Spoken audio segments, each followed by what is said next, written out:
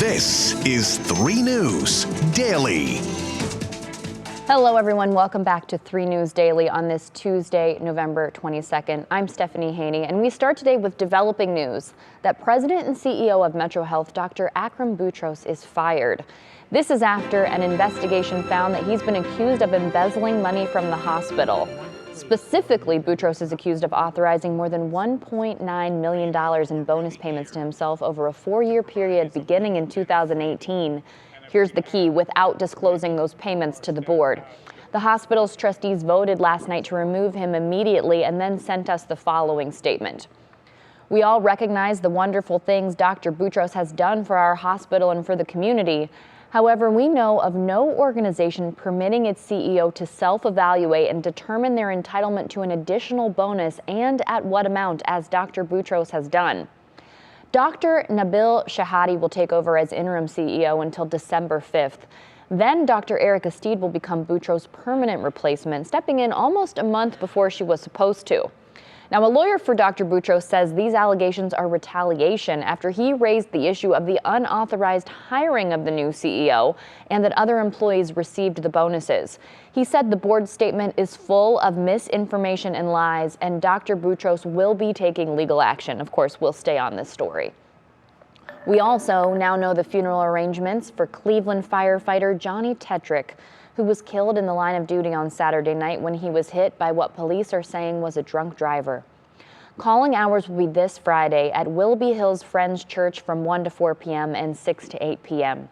The funeral service will be Saturday at Rocket Mortgage Fieldhouse at 11 a.m. Both the calling hours and the funeral service are open to the public. And today it's my pleasure to share that she included in that huge donation a $20 million gift to the Cleveland Metropolitan School District. You heard that right. What an amazing announcement for CMSD this morning, and the person he was talking about there, that's international philanthropist MacKenzie Scott, and she donated around $2 billion to organizations nationwide last week.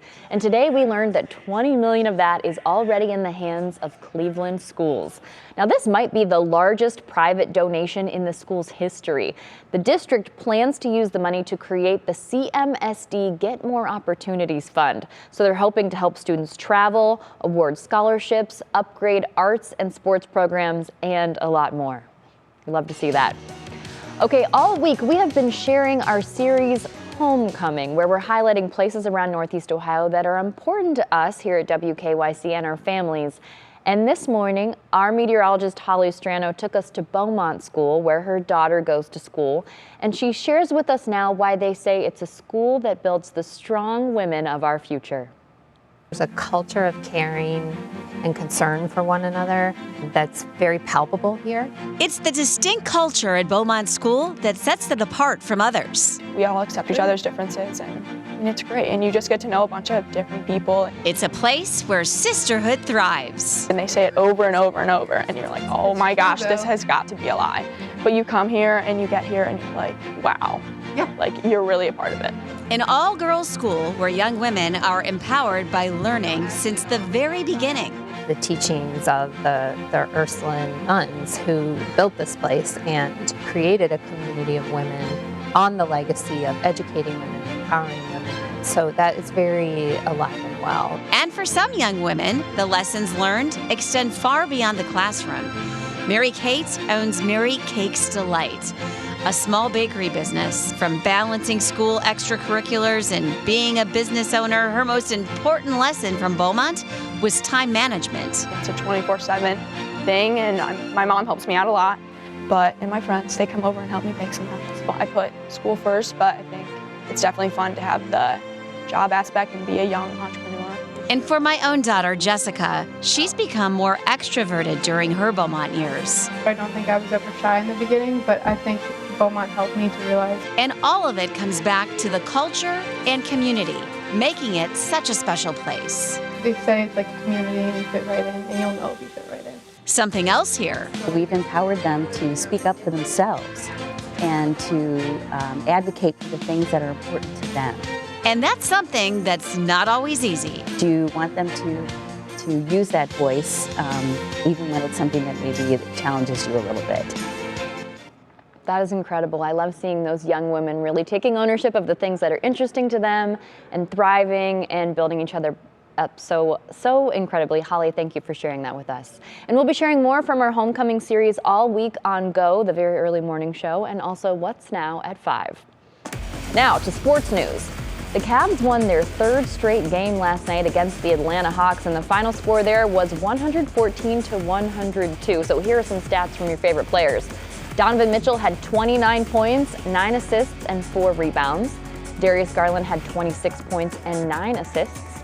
Cedi Osman, who was out of the rotation completely last year, if you can believe it, had 23 points. That is his best this season. This is turning out to be a nice little homestand for the Cavaliers. And next up, they take on the Portland Trail Blazers. That is also here at home, and that is also a tongue twister. The Portland Trail Blazers. That'll be here at Rocket Mortgage Fieldhouse. All right, we've got pretty big news for the world of soccer, and very appropriate with the World Cup kicking off this week. Professional soccer is returning to Cleveland. The Cleveland Soccer Group announced that the city landed a Major League Soccer Next Pro expansion team. We learned this news yesterday. So Next Pro, which launched this year, is a league that shares an affiliation with Major League Soccer. It's considered the third tier of pro soccer, and the goal is to give players, coaches, and referees more opportunities and the chance to grow from there. Today is about the fans, the supporters, and the young soccer players who will now have a team to call their own, to cheer for at home and on the road, week in and week out. Cleveland, we are looking forward to building something special together. And as we like to remind ourselves, we are just getting started. How incredible. Okay, so next year the league will expand from 21 teams to 28 teams, and then Cleveland's team will start playing in 2025. Now, there's no name yet for the team, but you know how Clevelanders love to debate the names of sports teams, so we'll see if there are some polls that are running around while we try and figure out what our soccer team will be named. And today, Town Hall held its annual Feed the Need Thanksgiving lunch. The Cleveland Browns defensive end Myles Garrett and the Cavaliers' Darius Garland helped out serving meals to people in need. I also think that ketchup and mustard and onion were there from the Guardians. This is the 10th anniversary of the tradition. They were really helping out a lot of people today. That brings us to our question of the day. We want to know, what is your favorite Thanksgiving meal side dish? Your options are stuffing, sweet potato casserole, deviled eggs, which is the right answer, or green beans. I have to say, I do love me some deviled eggs, but it is your prerogative to be wrong if you feel differently, so you can post your comment to the WKYC Facebook page, and we will talk about this very heated debate during What's New at 4 o'clock. All right, everyone, thank you for being here with us for this edition of 3 News Daily. Remember, you can watch us live at 1 p.m. during NBC News Daily. You can get us on WKYC Plus, the WKYC YouTube page, and the WKYC Instagram account, as well as your favorite podcast platform. We will see you back here tomorrow with more 3 News Daily. Everybody have a great day out there.